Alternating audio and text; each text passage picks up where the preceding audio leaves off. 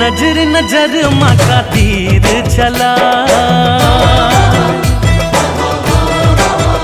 हो नजर नजर माँ का तीर चला। झुल झुल रेंगना तोर गजब सुहाय, पूजन का मोला मोहने खवा।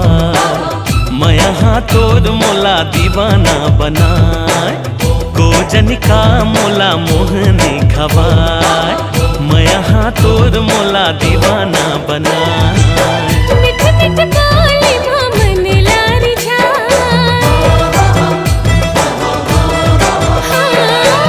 मिठ मिठ बोली मन लारी जा।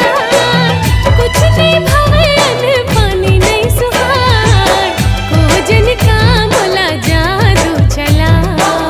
मैं यहाँ तोर मोला दीवानी बना, गोजन का मोला जादू चला।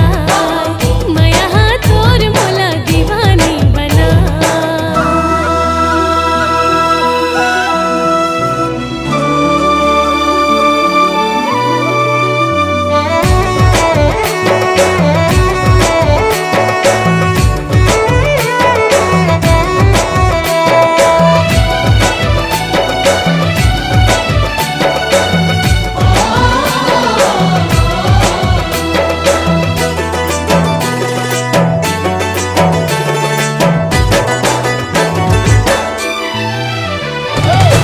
बड़ा तोर लागे खनर खनर चूरे, सुन के तोर बोली दिया मचले छुरे।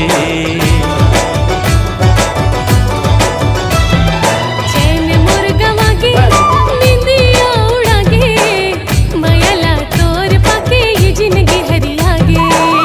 मोहनी सूरतिया गजब तोर भाई,